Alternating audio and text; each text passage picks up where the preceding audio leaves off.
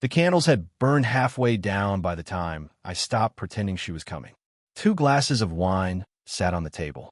One empty, one full. Her chair was pushed in the same way I had left it an hour ago, straight, untouched, waiting for a woman who wasn't waiting for anything. I checked my phone again. No messages. No missed calls. Just the little clock in the corner ticking past 8:30 on our anniversary. 5 years. 5 years of this exact same feeling. I remembered the 3rd anniversary, canceled because of a shooting downtown.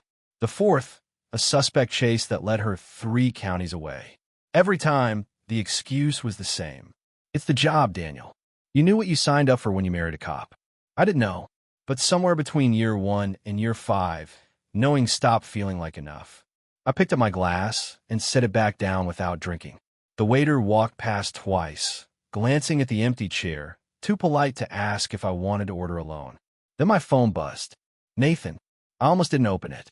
My brother had a habit of texting at the worst moments, usually to remind me of something I already knew and didn't want to hear. But something made me swipe it open anyway. A photo loaded. Blurry, dim lighting, a bar somewhere across town. Claire. She was laughing, head tilted back, the way she used to laugh with me before the badge became the center of her life. Her hand rested on a man's forearm. Comfortable. Familiar. Like it had rested there before. Another message followed. Nathan, you need to see this. Who is that guy? I stared at the photo until the restaurant noise blurred into nothing. I didn't recognize him. Not yet. But I recognized the way she was looking at him because she used to look at me exactly like that. Nathan, Daniel, you there? Me. I'm here. Nathan, say something. Me. What do you want me to say? Nathan, I don't know. Something. You're too calm right now. It's freaking me out. He wasn't wrong. I should have been calling her, demanding answers. Instead, I typed one more message. Me. I'll handle it. Nathan, handle it how? I didn't answer that one. I should have felt something explode inside my chest. Anger, maybe. Betrayal. The kind of thing that makes a man throw his glass across the room. Instead, I felt something go still. Quiet. Cold. Clear. Like a fog lifting off a road I had been driving blind through for years. I didn't call her. I didn't text back some furious question demanding to know who he was. I put the phone face down on the table, paid for a dinner neither of us had eaten, and walked out into the parking lot.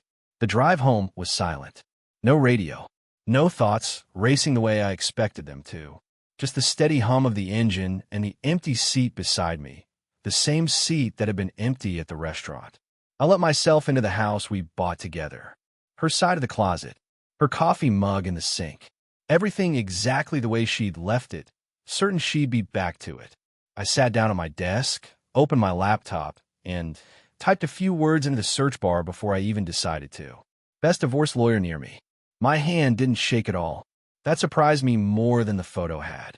I scrolled through names and reviews, reading them the way I'd read a grocery list. Nothing about it felt dramatic. It felt like the next logical step after 5 years of telling myself the job came first. I closed the laptop around midnight. The ring was still on my finger. I turned my hand under the desk lamp, watching the light catch the metal, waiting to feel something. Grief, anger, anything. Nothing came. I sat there a long time, staring at a piece of gold that used to mean forever, and realized I felt absolutely nothing at all. Somewhere across town, she was still laughing. I closed my eyes and pictured the day I put this ring on, every promise I meant. When I opened them again, the picture didn't hurt anymore. It felt like something that happened to a different man a long time ago. Tomorrow, I told myself. Tomorrow, I make it real. I didn't sleep that night. I sat on the couch with the lights off, replaying a name I hadn't said out loud in years. Marcus Voss. Claire mentioned him once, back when we were dating, half a bottle of wine deep. She said his name the way people say things they think don't matter anymore. He was my first real relationship at the academy, she told me. I don't know. I never fully got over how it ended. I remembered laughing it off. I was young and confident and stupid enough to think that kind of thing couldn't touch me. Then 8 months ago, everything changed. I called Nathan the next morning. He picked up on the second ring, like he'd been waiting. You didn't sleep at all last night, he said. Not a question, just a statement of fact he already knew the answer to. No, You want to talk about the photo? Or you want to keep pretending you don't know who that guy is? I close my eyes. I know who he is. Say it. Marcus Voss. Nathan exhaled hard on the other end. The ex. The one from the academy. He transferred into her precinct 8 months ago, I said. She told me like it was nothing. Just, oh, funny thing, my old boyfriend works with me now. And you were fine with that? What was I supposed to do, Nathan? Tell her not to work with someone because they used to date? She would have called me insecure. Would she have been wrong? That one landed harder than I expected. I trusted her, I said. I know you did. I watched you trust her for 5 years while she blew off half our family dinners for late shifts that got later every month. It's the job. It was always the job, Daniel. Every single time. His voice sharpened. You want to know what I noticed the week he transferred in? Her hours changed. Not a little. A lot. She started coming home after midnight 2, 3 nights a week. Overtime happens. Does it happen every week for 8 months straight? I didn't answer. I never said anything, Nathan continued, because I didn't have proof, and you would have defended her anyway. You always do. That's not fair, isn't it? Tell me one single time, I brought up a concern about Claire, and you didn't immediately explain away. I opened my mouth to argue and found nothing there. I can't think of one either, Nathan said quietly. I stared at the wall, at a photo of Claire and me from 3 years ago, her arms around my neck, both of us laughing at something I couldn't even remember now. We'd looked so certain back then, like nothing could ever touch what we had built together. She loves me, I said, but it came out thin, uncertain, like a sentence I was reading off a page instead of one I believed. Do you actually think that? Nathan asked. Or is that just what you're supposed to say? Silence stretched between us. I don't know anymore, I finally admitted. Then stop making excuses for her, Daniel. Every time I've brought something up, you've had an answer ready before I even finish the sentence. That's not loyalty. That's a habit. And habits like that get people hurt. I rubbed my eyes, feeling the exhaustion settle into my bones. What did you get so smart about this? I asked, trying to lighten the weight in my chest. When I watched my brother disappear a little more every single year, he stayed with someone who kept putting him last. That hit somewhere deep. I filed for divorce, I said. Last night, before she even came home. There was a pause, longer this time. Then Nathan's voice, softer than before. Good. Just like that. Good. You've been drowning for 2 years, Daniel. I just didn't know how to tell you without you shutting me out completely. I looked down at my hand, at the pale line where the ring used to sit before I'd taken it off an hour earlier. I keep waiting to feel guilty, I said. Maybe you don't feel guilty because some part of you already knew this was coming. I didn't have an answer for that either. Talk to me when she gets those papers, Nathan said. I mean it this time. Don't shut me out again. I won't. I hung up and sat there a long time, thinking about a man named Marcus Voss, a man I had never met who somehow already knew my wife better than I did anymore. It should have made me angry. Instead, it just made me tired in a way that sleep wouldn't fix. Elena's office smelled like coffee and old paper, the same way it had since law school. She looked up when I walked in, no smile, already reading my face. You look like hell. Thanks. Sit down. She pushed a mug of coffee toward me across the desk. Talk. I sat, wrapping my hand around the mug without drinking from it. I need you to file for divorce. Elena didn't move for a second. Then she set down her pen, slow and deliberate. Say that again. I need you to file for divorce. From Claire. Daniel. She leaned back in her chair, studying me the way she used to study case files, looking for the crack. How much did you have to drink last night? None. Then walk me through this, because 2 weeks ago you told me things were fine. 2 weeks ago, I was still lying to myself about everything. She folded her arms. Talk. I told her about the dinner, the empty chair, the photo from Nathan, Marcus Voss, and the 8 months of late nights I'd been explaining away in my head. Elena listened without interrupting, the way she always did, letting silence do the work of asking questions. When I finished, she didn't say anything for a moment. Okay, she said finally, but I need to ask you something, and I need you to actually think about it before you answer. Go ahead. Is this you wanted to scare her into paying attention? Because I've seen that before. Guys file to get a reaction, then beg me to pull the paperwork back a month later. That's not this. You're sure? I'm sure. Because divorce isn't a warning shot, Daniel. It's not a threat. Once I file, it's real. It doesn't matter if she cries, if she apologizes, if she swears it meant nothing.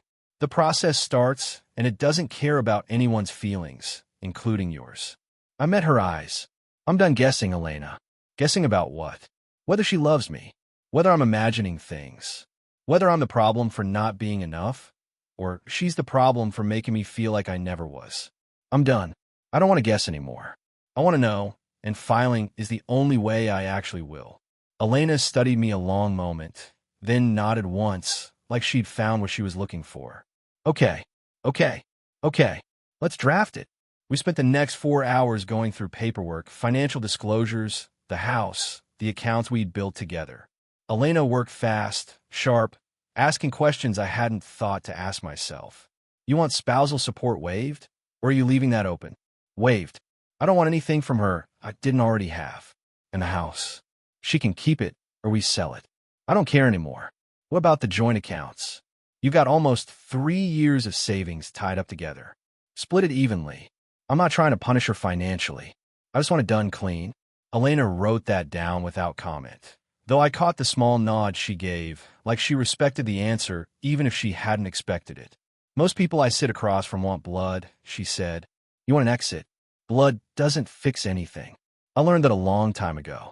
By 4 o'clock, the folder sat finished on Elena's desk, my signature already dry on the last page. You don't have to deliver it yourself, she said. I can have it served. I want her to see it come from me. Elena studied me. That's either very brave or very stupid. Maybe both. She slid the folder across the desk. For what it's worth, I hope this is you finally choosing yourself. I didn't have an answer for that. I just took the folder and walked out. I drove home with the folder on the passenger seat, the space where Claire usually sat when we drove somewhere together. The city passed by outside the window, ordinary, indifferent, as if nothing about my life had just quietly ended. I placed down the kitchen table, squared it perfectly with the edge, and sat down across from it to wait. The house was quiet except for the clock ticking in the hallway. At 7, I heard her key in the door. Claire walked in, still glowing, her hair loose, her cheeks flushed from laughing at something I hadn't been part of, something that clearly had nothing to do with me. She was halfway through taking off her jacket when she saw the folder. She froze. Her eyes moved from the folder to me, then back again, the color slowly draining from her face like she already knew exactly what it was. Daniel, she said carefully. What is that? Daniel, she said carefully. What is that? Divorce papers. She laughed, short and disbelieving, like I told a bad joke. That's not funny. I'm not joking, Claire. Okay. She set her purse down slowly. What is this actually about? You know what it's about. I really don't. So why don't you tell me instead of doing this dramatic thing where you just sit there? Where were you last night? Something flickered across her face. Small. Fast. Gone almost before I caught it. I was out with people from work. I told you that. You didn't tell me anything. You didn't come home. I texted you. You didn't. She reached for her phone, scrolled, and her face changed when she realized I was right. I meant to. It got late, and I figured you'd assume I got pulled into something. It was our anniversary, Claire. Silence. Real silence. The kind that admits more than words do. I forgot, she said quietly. You forgot. Things have been insane at work. I wasn't tracking the date, I swear. Nathan sent me a photo. You, laughing, some guy's hand near yours at a bar. Her jaw tightened. That was Marcus. He's a colleague, Daniel. We were celebrating a case closing. It wasn't anything. Just a colleague. Yes. The same colleague you dated at the academy. The one you said you never fully got over. Her mouth opened, then closed. That was years ago. It doesn't mean anything now. Then why does he still make your hours change every time he's around? My hours change because I'm a police officer, Daniel, not because of some man. You said you were out with people from work. Then you said it was Marcus specifically. Then you said colleagues plural. Which is it? Why does that matter? Because you can't keep your own story straight, Claire. Her hands curled at her sides. You're overreacting. This is insane. You're accusing me of something because I forgot one dinner and had drinks with coworkers. I'm not accusing you of anything. I'm telling you what I saw and asking you simple questions. You're the one who can't answer them the same way twice. You're twisting everything. I'm repeating exactly what you said, word for word. If it sounds bad, that's not me twisting anything. She pressed her palms against her eyes for a moment, trying to steady herself. Can we sit down and talk about this like adults instead of you interrogating me? I've been sitting here an hour, Claire. Waiting. I think I've been patient. So this, she said, gesturing at the folder, is your answer? Divorce papers because I missed one anniversary? It's not about one anniversary. Then what is it about?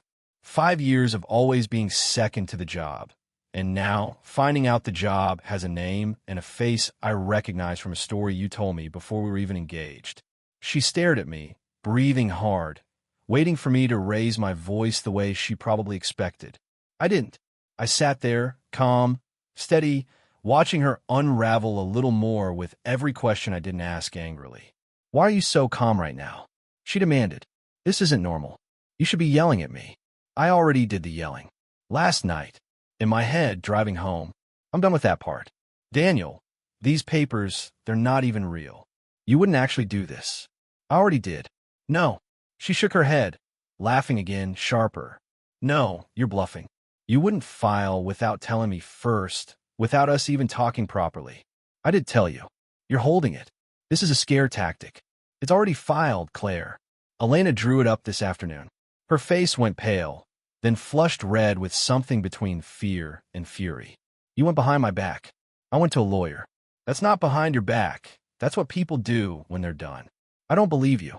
She grabbed her purse off the counter, hands shaking. I'm going to prove this is nothing. I'm going to show you Marcus is just a friend. And when I come back, you're going to feel like an idiot for doing this. Where are you going? To fix this.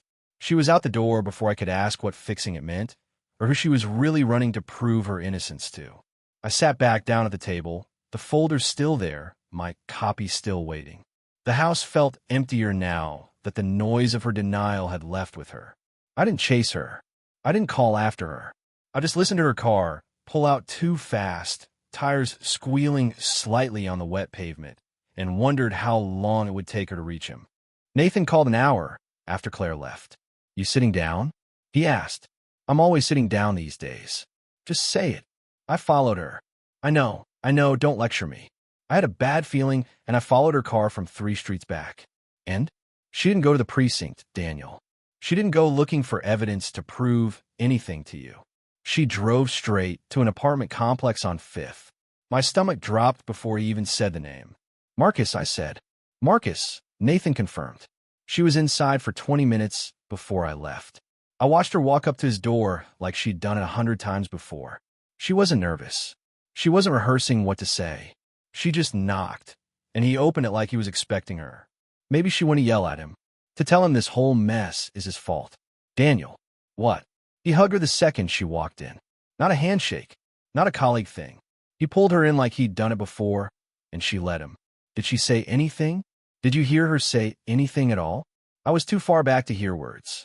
But I saw her shoulders drop the second his door opened, like she'd been holding herself together the whole drive over, and finally let go.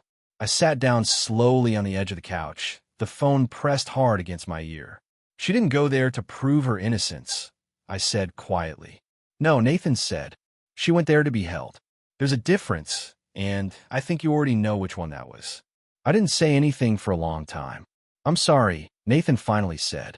I know you were hoping I'd call and tell you it was nothing. No, I think some part of me already knew. We hung up shortly after. I sat in the quiet house for a while, staring at nothing, until I picked up the phone again and called my mother. She answered on the second ring. Her voice warm the way it always was. Daniel, it's late, sweetheart. Can I come by? Of course. Are you all right? Not really. I drove to her house in silence, the same silence from 2 nights ago, except now it felt heavier, like it had settled somewhere permanent in my chest. My mother opened the door before I even knocked, like she'd been watching for headlights. She didn't ask questions right away. She just pulled me into the kitchen, put the kettle on, and let me sit at the table until I was ready to talk. She went to him, I finally said. The second I confronted her, she didn't go to prove anything. She went to be comforted.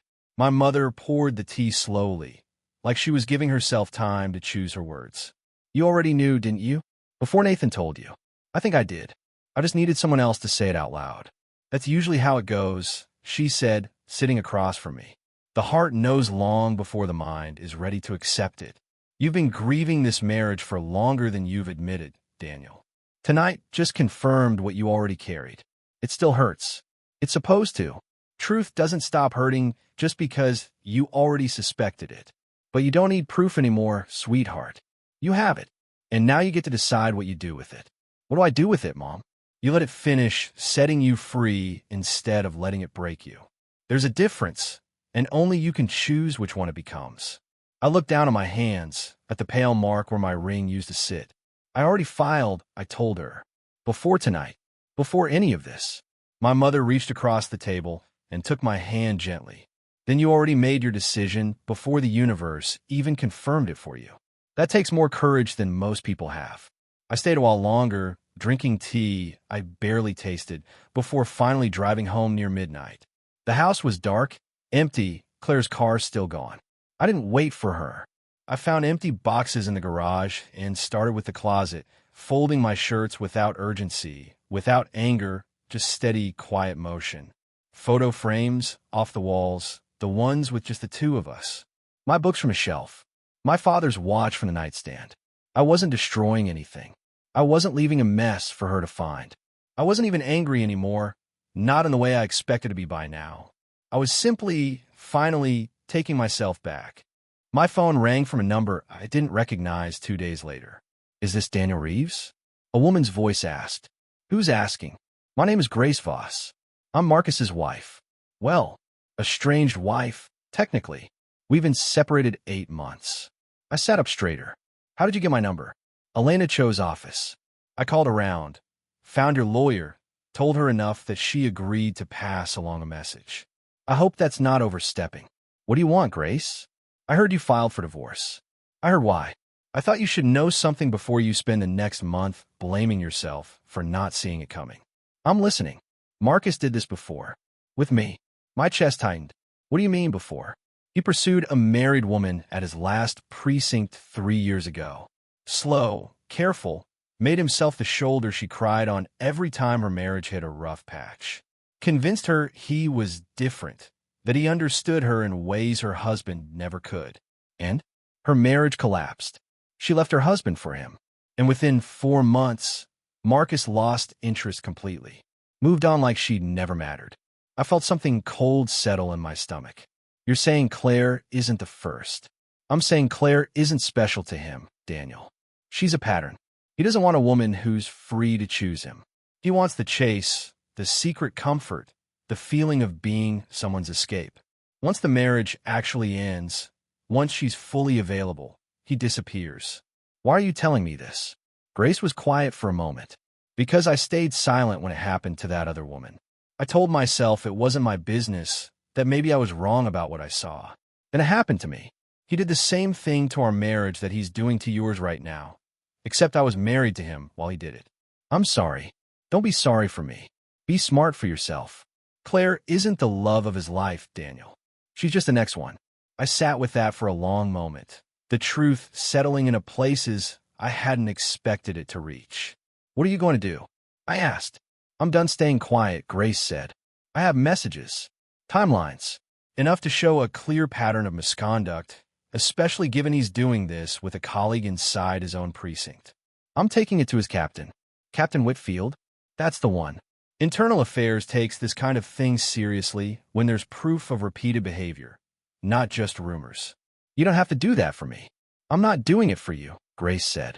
I'm doing it because I should have done it 3 years ago, and I let my own hurt keep me quiet.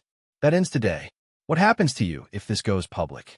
Doesn't it drag your name into it too? Probably. But staying silent already cost me my marriage and 3 years of pretending I didn't see what was right in front of me. I'd rather be known for finally speaking than for staying quiet twice. We hung up shortly after, and I sat there staring at the wall, replaying every conversation I'd had with Claire about Marcus. The way she described him as harmless. Just a colleague. Just an old friend. She hadn't been lying, not exactly.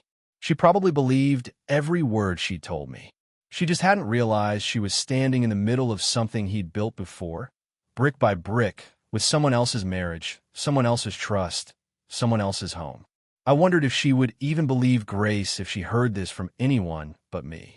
Some part of me almost wanted to warn her, before I remembered she was the one who'd walked out my door to be comforted by him in the first place. 3 days later, Nathan called with an update. Whitfield opened an internal review, he said.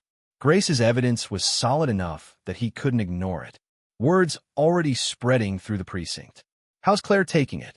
I asked, though part of me wasn't sure I wanted the answer. How do you think? Her name's attached to the whole thing now. Not officially in trouble herself, but everyone's asking questions, and questions like that don't stay quiet in a place like a police station. I didn't feel triumphant hearing it. I didn't feel much of anything except a quiet kind of clarity, the same clarity I'd felt the night of the anniversary dinner, the night the fog first started lifting off a road I'd been driving blind through for years. I hadn't asked for any of this to happen. I just stopped protecting people who never protected me. Nathan kept me updated, piece by piece, over the next week. The internal review is picking up speed, he said over the phone. People are talking. Not quietly either. What kind of talking? The kind where Claire walks into a room and conversations stop. The kind where she used to be the officer everyone respected, and now she's the one people whisper about in the break room. I didn't feel good hearing that. I didn't feel bad either. I just felt like I was watching something happen from a distance, something that had already been set in motion before I ever knew Grace Voss existed. There's more, Nathan said. Apparently Whitfield called her out during a case briefing yesterday, in front of everyone. What happened? She missed something in her report, some detail Whitfield thought was careless. Normally, he might have mentioned it privately after. This time he said it in front of the whole room. Told her he expected better judgment from someone with a record. That doesn't sound like him.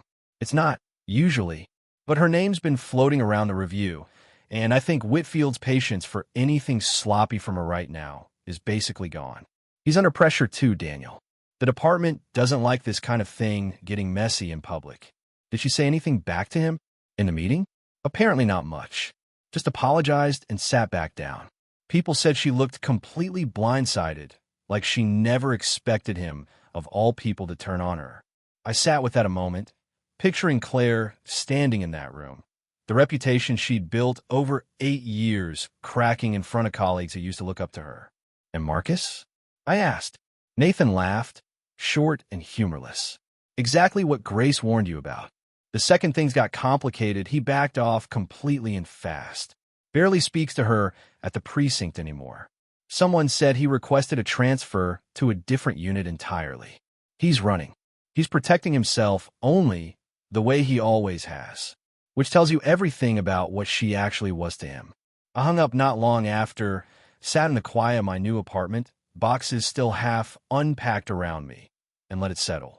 My phone rang at 11 that night. Claire. I almost didn't answer. Then I did. Daniel. Her voice was shaking. Please don't hang up. I'm here. Everything's falling apart. The review, the whispers, Whitfield humiliating me in front of my own team. Marcus won't even look at me anymore. I heard. I made a mistake, she said, her voice cracking. A huge mistake. I let myself get confused about what actually mattered. I want to fix this, Daniel. I want to stop the divorce. Claire, please. I know I hurt you.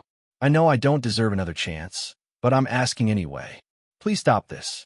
I closed my eyes, feeling the old pull of 5 years together tug somewhere in my chest, faint but not entirely gone. You didn't call me because you love me, I said quietly. That's not true. You called me because everything else fell apart first. Marcus pulled away. Your captain humiliated you. Your reputation is cracking. And now, with everything else gone, you're circling back to the one thing you know is still solid. Silence on the other end. That's not fair, she finally said. Maybe not, but it's true, and we both know it. I do love you, Daniel. Maybe you do, in whatever way you're capable of right now. But loving me was never the problem, Claire. Choosing me was. And you didn't, not that night, not for months before it. So that's it? You won't even consider it? I already signed the papers before you even walked in the door that night. This isn't new. I've been done for longer than you realized. There has to be something I can do. Some way to fix this. You can't fix 5 years of feeling like I came second, Claire. Not with one phone call. Not with tears at 11 at night. She started crying, soft and broken, the kind of sound that would have destroyed me a month ago. "I'm sorry," I said, and I meant it, but I'm not stopping anything. I ended the call gently, set the phone down, and sat in the quiet dark of my new apartment, feeling something close to peace settle over me for the first time in weeks. Her crying stayed with me longer than I expected. I went into the office the next morning running on almost no sleep, replaying the sound of her voice breaking on the phone. Not the Claire from the last few months. The Claire from before, the one who used to fall asleep on my shoulder during bad movies, who cried at every wedding we ever went to, who once drove 2 hours in the rain just to bring me soup when I had the flu. Priya found me staring at the same spreadsheet for 20 minutes without touching a single cell. "You've been on that same row since I got here," she said, setting a coffee down in front of me. "What's going on?" "Claire called last night. She was crying. Really crying, not performing it. And for a second, I almost told her, okay, let's talk. Let's figure this out." Priya sat down across from me, arms crossed, studying my face the way she did when she was about to say something I didn't want to hear. "Do you miss her?" she asked. "Sometimes. I miss who she used to be before all this." "That's not the same question," I asked. I looked up. "What do you mean? Missing someone and them being right for you are two completely different things, Daniel. You can miss a person and still know walking away was the right call. Those two feelings aren't in competition with each other. It doesn't feel that simple. It's not simple. It's just true." She leaned forward. "You're allowed to grieve who she was 5 years ago without letting that grief drag you back into who she became. Those are two different people, even if they share a face." I sat with that, turning it over. "When did you get so wise about relationships? You've been single for 2 years. Single, not blind." She smiled, but it faded quickly. I watched my sister go through something similar. She almost went back 3 times because she missed the good years. The good years weren't the problem. The last year was. I rubbed my eyes. I don't want to go back. I know that. I just hate that some part of me still hurts hearing her cry. That part of you probably always will a little. Doesn't mean you owe her anything because of it. How do I stop feeling guilty for not fixing it? You stop treating her pain like your job to solve. It was never only your job, Daniel. It hasn't been for a long time. You can care about someone's hurt without volunteering to carry it for them." I nodded slowly, letting that settle somewhere it hadn't before. "Thank you," I said, "for not just telling me what I wanted to hear." "That's not really my style," Priya said, standing to head back to her desk. "Go find your closure. Then come back and actually finish that spreadsheet." I called Claire the next day and asked her to meet me at a coffee shop, neutral ground, somewhere that wasn't our house or her precinct. She showed up looking tired, the kind of tired that makeup couldn't fully hide anymore. "Thank you for coming," she said, sliding into the seat across from me. "I'm not here to talk about stopping the divorce, Claire." Her face fell slightly. "Then why did you ask me here?" "Closure. For both of us. I don't want to keep having conversations that go in circles at 11 at night." She wrapped her hand around her cup, not drinking. "I keep thinking if I'd just handled that night differently, none of this would be happening. Maybe. Or maybe that night was just the moment I finally saw clearly what had been true for a long time already." "I miss you," she said quietly. "I miss us. I believe you." I met her eyes. "But I stopped waiting for you the night you walked out that door to go be comforted by him instead of staying to fight for us. That was the moment, Claire. Not the papers. Not tonight." She didn't argue. She just nodded slowly, tears sliding down her face without the dramatics from before, something quieter, more honest. "I'm sorry," she said. "For all of it." "I know." I paid quietly for both her coffees, stood, and walked out without looking back even once, feeling lighter with every single step toward the due. The divorce was finalized on a Tuesday, quiet and anticlimactic, just a signature and a stamp and Elena's calm voice on the phone telling me it was done. "How do you feel?" she asked. "Lighter," I said. "Honestly, just lighter." A week later, a text came through from a number I hadn't deleted, even though I probably should have. "Claire, I heard it's final. I hope you're happy, truly. I'm sorry for everything." I don't expect a reply. I read it twice, then set the phone face down on the counter and didn't respond. Not out of anger, just because I finally understood I didn't owe her a reaction anymore. Nathan told me later she'd been formally demoted after the internal review wrapped up, moved to a desk position with less responsibility, less visibility. Marcus had transferred precincts entirely, exactly as expected. I felt nothing sharp hearing it, just a distant, quiet sense that things had landed roughly where they should. "You okay?" Nathan asked, hearing the silence stretch on the line. "Yeah. Honestly, yeah. I think I finally am." "Good. You've earned that, you know. After everything. I didn't do anything special. I just stopped waiting for someone who'd already chosen something else." "That's not nothing, Daniel. That's actually the hardest part. My mornings look different now. I started stopping by my mother's house on my way to the office, just for coffee, just to sit at her table for 20 minutes before the day pulled me away. "You look better," she told me one morning, studying my face over her mug. "Lighter around the eyes." "I feel it too." "Good. That's all I wanted for you." The business was growing steadily. Priya and I stayed late most nights that month, closing deals we'd been chasing for over a year, finally landing 2 new contracts that changed everything for us financially. "We did it," Priya said one night, closing her laptop around 11. "You did it. You didn't fall apart. You actually built something while everything else was collapsing. I had good people around me. Don't deflect. Take the win, Daniel." I smiled, actually smiled, something that had felt rare for months. Sophie Bennett came into my life almost by accident, a friend of Priya's who joined us for drinks one Friday after a long week. She was easy to talk to, funny, without trying too hard, never once asking me to be anything other than exactly who I was. "You don't have to perform for me," she said one night, weeks into whatever we were slowly becoming. "I like you as you actually are, tired and quiet and all. Most people want the version of me that's more put together. I'm not most people. I never wanted to be, honestly." I wasn't rushing into anything with her. I didn't need to. For the first time in years, nothing about my life felt like it was running on a countdown.